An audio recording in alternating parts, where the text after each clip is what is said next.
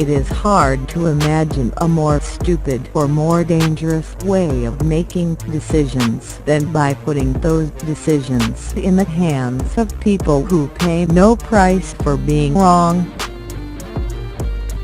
It takes considerable knowledge just to realize the extent of your own ignorance. The problem isn't that Johnny can't read. The problem isn't even that Johnny can't think. The problem is that Johnny doesn't know what thinking is. He confuses it with feeling. The first lesson of economics is scarcity. There is never enough of anything to fully satisfy all those who want it. The first lesson of politics is to disregard the first lesson of economics. Prices are important not because money is considered paramount but because prices are a fast and effective conveyor of information through a vast society in which fragmented knowledge must be coordinated. If you have always believed that everyone should play by the same rules and be judged by the same standards, that would have gotten you labeled the radical 60 years ago, the liberal 30 years ago and the racist today. Each new generation born is in effect an invasion of civilization by little barbarians, who must be civilized before it is too late. The word racism is like ketchup. It can be put on practically anything, and demanding evidence makes you a racist. Sometimes it seems as if there are more solutions than problems. On closer scrutiny, it turns out that many of today's problems are a result of yesterday's solutions. If people in the media cannot decide whether they are in the business of reporting news or manufacturing propaganda, it is all the more important that the public understand that difference, and choose their news sources accordingly. It is a way to take people's wealth from them without having to openly raise taxes. Inflation is the most universal tax of all. Socialism in general has a record of failure so blatant that only an intellectual could ignore or evade it. The big divide in this country is not between Democrats and Republicans, or women and men, but between talkers and doers.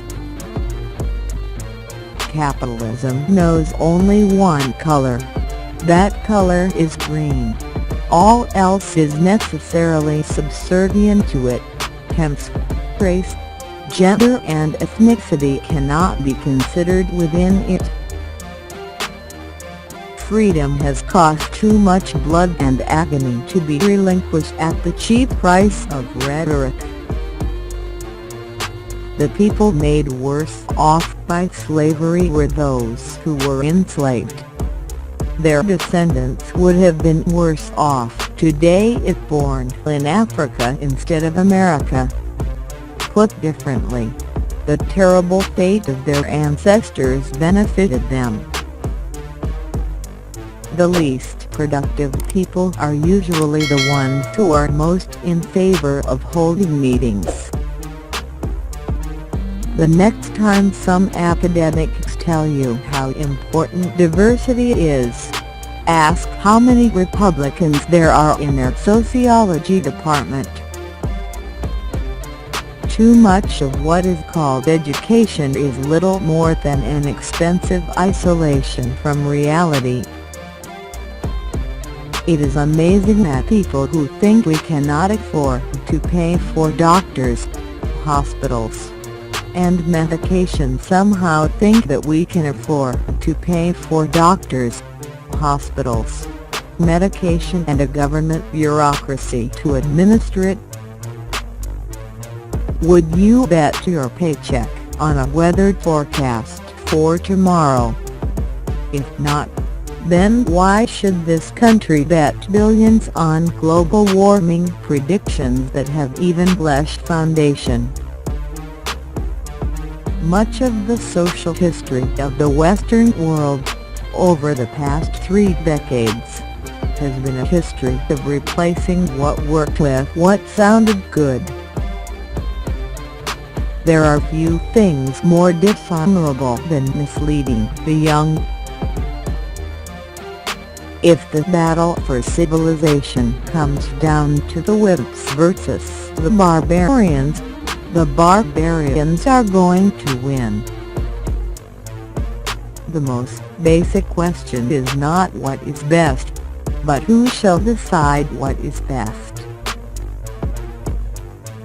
The most fundamental fact about the ideas of the political left is that they do not work. Therefore, we should not be surprised to find the left concentrated in institutions where ideas do not have to work in order to survive. Talkers are usually more articulate than doers, since talk is their specialty. The Massachusetts Institute of Technology accepts blacks in the top 10% of students, but at MIT this puts them in the bottom 10% of the class. Stopping illegal immigration would mean that wages would have to rise to a level where Americans would want the jobs currently taken by illegal aliens. You will never understand bureaucracies until you understand that for bureaucrats procedure is everything and outcomes are nothing. The more people who are dependent on government handouts, the more votes the left can depend on for an ever-expanding welfare state. What is ominous is the ease with which some people go from saying that they don't like something to saying that the government should forbid it. When you go down that road, don't expect freedom to survive very long. Without a moral framework, there is nothing less but immediate self-indulgence by some and the path of least resistance by others. Neither can sustain a free society. There are only 2 ways of telling the complete truth: anonymously and posthumously. Although the big word on the left is compassion, the big agenda on the left is dependency.